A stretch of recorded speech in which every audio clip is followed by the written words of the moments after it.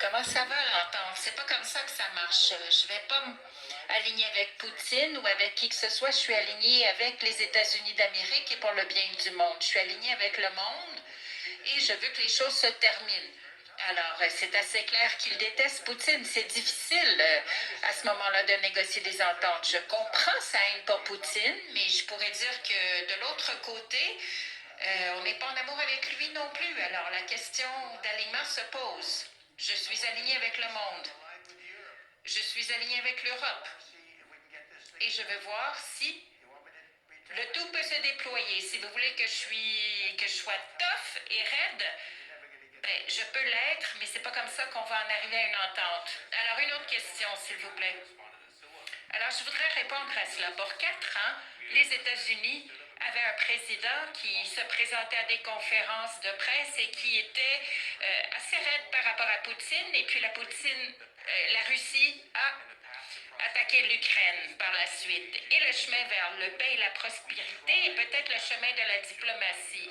Nous avons suivi la voie de Joe Biden et de faire semblant que les mots du président des États-Unis étaient plus importants que ses actions. Ce qui fait que les États-Unis sont ce qu'ils sont, c'est la diplomatie et c'est ce que fait le président Trump. D'accord. Alors, on a occupé de grandes parties de l'Ukraine, on parle de la Crimée, et cela s'est fait en 2014. On parle de Poutine. Et je ne parle pas seulement de Biden, il y a eu le président Obama, il y a eu le président Trump, il y a eu de nouveau le président Biden, et maintenant de nouveau le président Trump. Mais en 2014, personne n'a arrêté Poutine.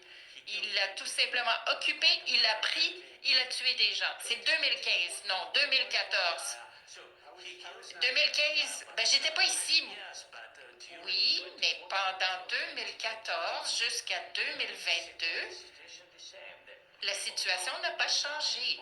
Il y a des gens qui sont morts sur ces frontières. Personne n'a arrêté Poutine. On a eu des conversations, on en a eu plusieurs. Et nous avons signé avec lui, moi-même, en 2019, j'ai signé avec lui une entente. Et j'ai signé avec lui et Merkel un cessez-le-feu. Et tous m'ont dit, il a signé. Il a signé.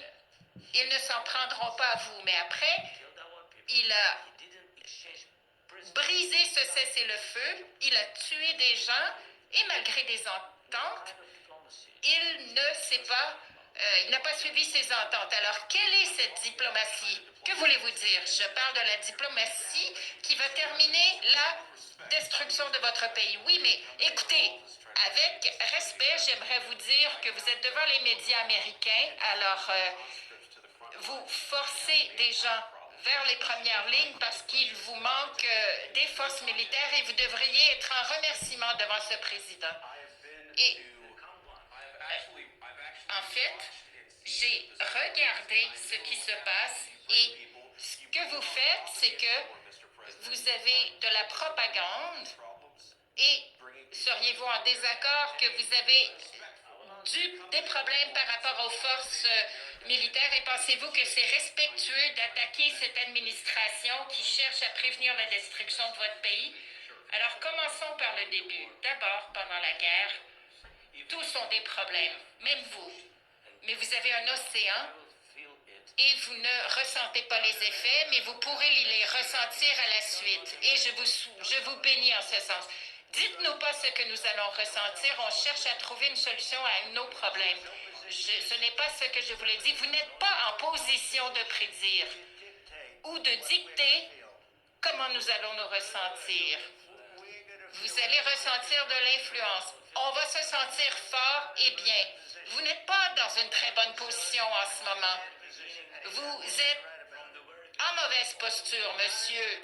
Vous êtes en mauvaise posture. Depuis le début de la guerre, c'est moi qui ai le jeu de cartes en ce moment. Alors, on essaie d'avoir une conversation. Mais, monsieur, je suis le président. Écoutez, vous êtes en train de jouer le jeu de la Troisième Guerre mondiale, monsieur. Et ce que vous faites est irrespectueux envers ce pays. Je vous respecte, monsieur.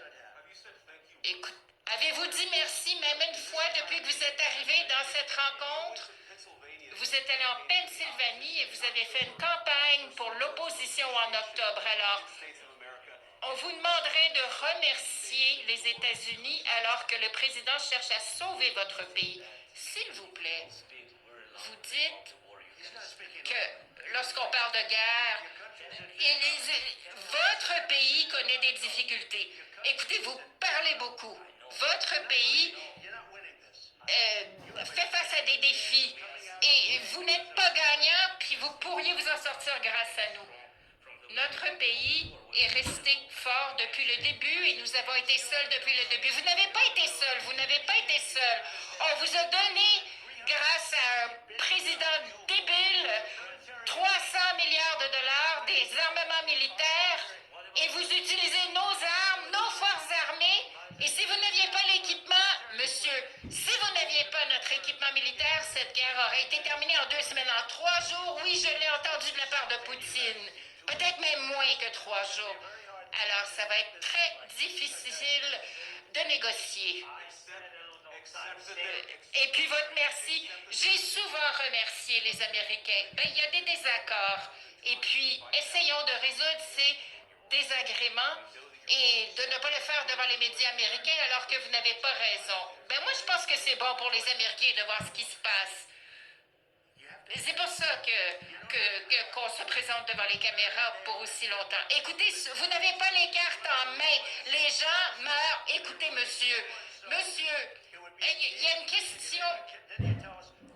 Les gens parlent en même temps.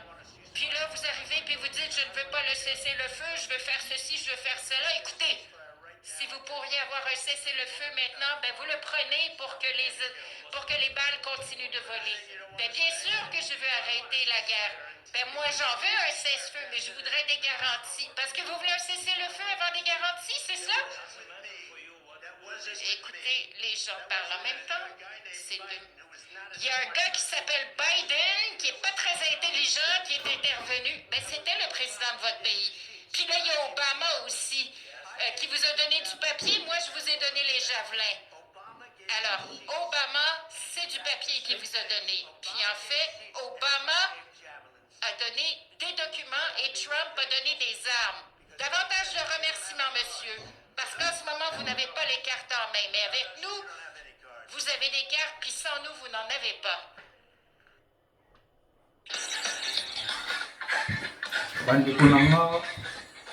bandeko nanga boyoki mambo eza koyinda président Zelensky babengani ye na États-Unis na Maison Blanche bayambaki ye na esengo croyant ya kosolola masolo ya mbongo fo bazongisa mais esuki mabe tala ndenge baswani bolanda bino mo bomoni na bilili atile bino ka flash boyoka ndenge baswani na suka esuki mabe babengani ye pena lokola mwana moke na soni président wana asimbi touche européen basimbisi touche bakotie mabe donc voilà sort na ye ekoyebana mikolo ezali koya bokomona 243 ciao.